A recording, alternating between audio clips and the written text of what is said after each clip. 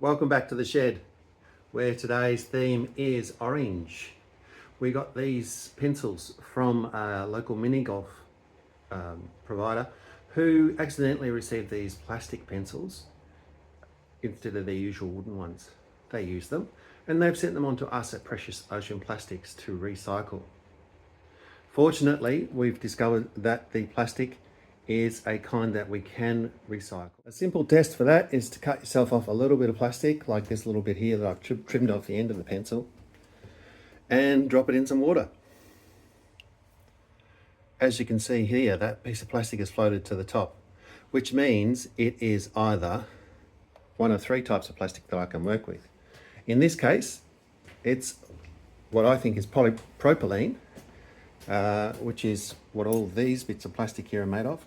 But also, fortunately, I have a lot of other orange polypropylene that I can recycle as well. So this can all go through the shredder. As you can see, there's a lot of lids of what I assume is orange juice, but other sauces and things. Also some broken bits of bucket recovered off the beach, some kids' toys, all sorts of bits and pieces that are orange. So today we're going to make something orange. The first step, of course, is to put the orange plastic through our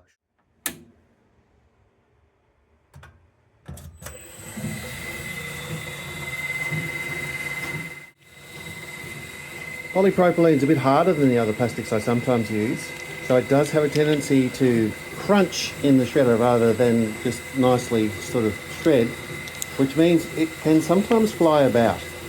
So it's important to stand back and also to wear some eye protection.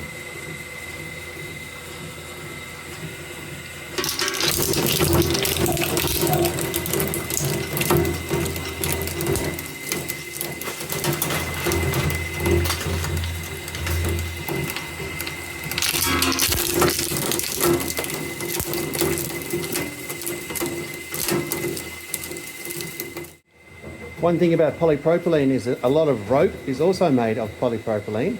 So I've got a nice little bit of orange rope that was covered from the beach that can also go into our orange blend. This one has had a bit of a wash in the washing machine to get rid of all the sand and the salt out of it. So what you're seeing here is just a nice little bit of orange polypropylene that can go in the shredder as well.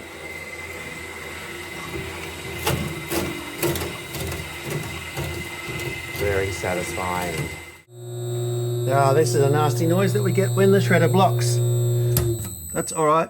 It's not really designed to be an industrial scale shredder, and sometimes it can get blocked up with bits of plastic that are stuck in it. Fortunately, we have a reverse. Means we can get all those. Once it's been reversed back out, usually it goes forward again, no trouble at all. This one here is another interesting beach find. It's a cap off a Bushells instant coffee. But I'm not sure that these ones are actually sold in Australia anymore. So which means this has probably either been floating around for quite some time or it's come off an international ship. Still, shreds just as well. Oh, except not that time. Let's try that again. As you can see with the polypropylene, it tends to bounce all over the place.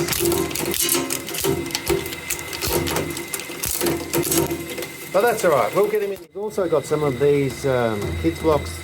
It's a lot like Lego, but they're actually, I think they're called Mighty blocks.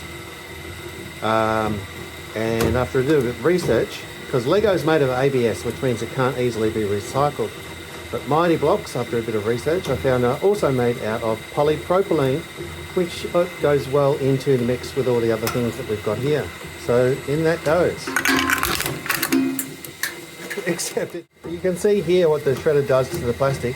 Obviously that's why we've got this guard on the side to make sure that we don't actually stick our hands down into it, because I wouldn't like that to happen to my fingers.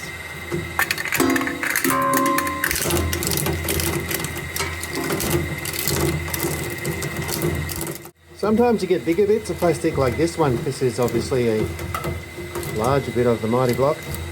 It only just fits in there. I don't know if it'll shred. Shall we see?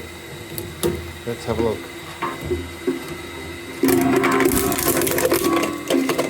That's now out. Oh. Well, that's not working there. So one of the fun parts of having the shed is over time I've accumulated all of this little bits and pieces of equipment. This is a bandsaw that I bought on Facebook Marketplace, and it has been very handy. Although I originally bought it for cutting up wood, it's been very handy for cutting up bits of plastic.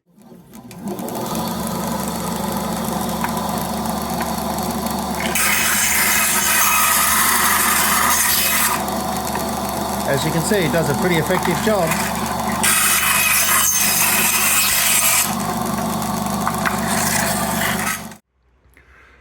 One of the things about the bandsaw is that obviously when it cuts through the plastic, it creates a lot of little dust, fine microplastics, even if you like. Fortunately, I have this here vacuum cleaner.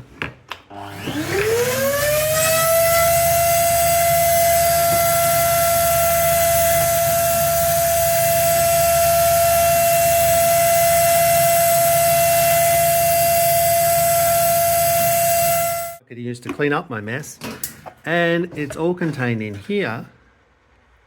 And that plastic I actually use later on to make some sheets and things like that, because you end up with a lot of little bits of plastic floating around.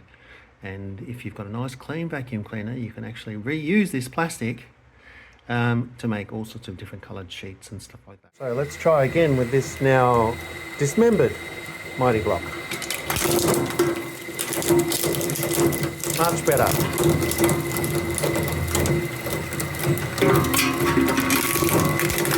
Quick progress check to see how we're going with in terms of shredding of the plastic, and that actually looks pretty nice. Which brings us to our bucket piece. Get a lot of these washing up on the beach. You can see it's pretty banged up. It's been through the washing machine, so it's had most of the salt and stuff like that. Big sand washed off it, but it's still a bit grubby.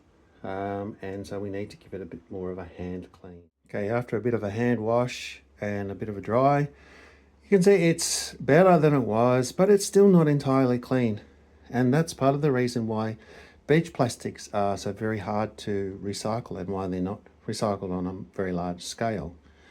You're going to always get bits and bits of whatever left in your beach plastics.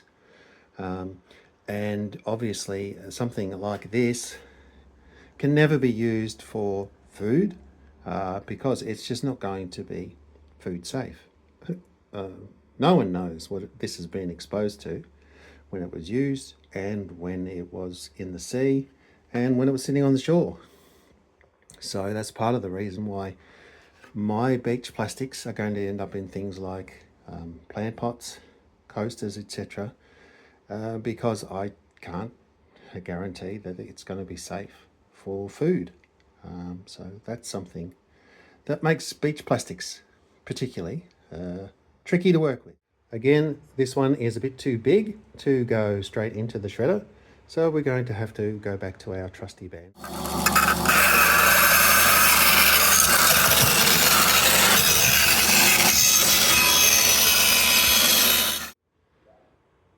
Now we've got it in more manageable pieces and it can go into the shredder.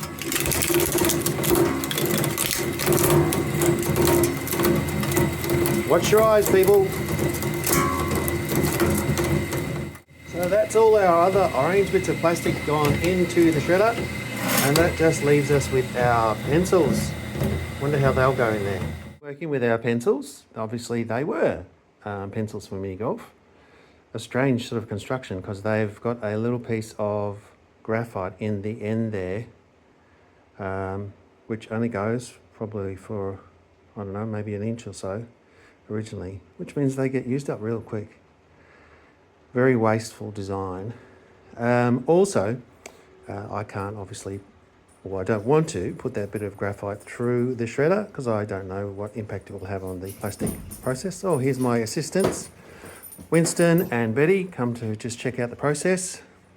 Anyway, I can't put, I don't want to put the bit of graphite through the shredder because I'm not sure what impact it will have on the shredding and on the subsequent injection moulding.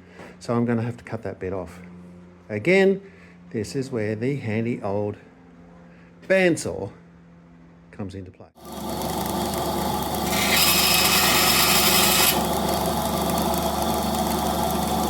And now we can see no more pencil bit.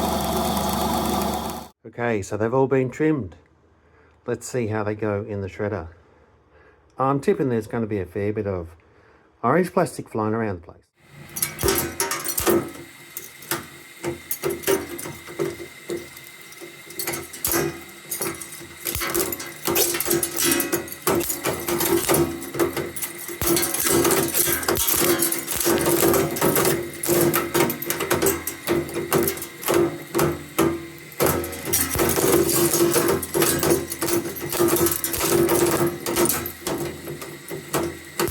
And this is our end result. A mixture of different bits of polypropylene. You can see the little bits of rope there still. Pencil, bucket, all the things mixed in together.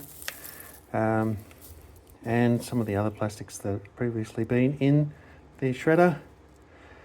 I suppose I like to think of this small scale plastic recycling as a little bit science, a little bit art, and a little bit accident.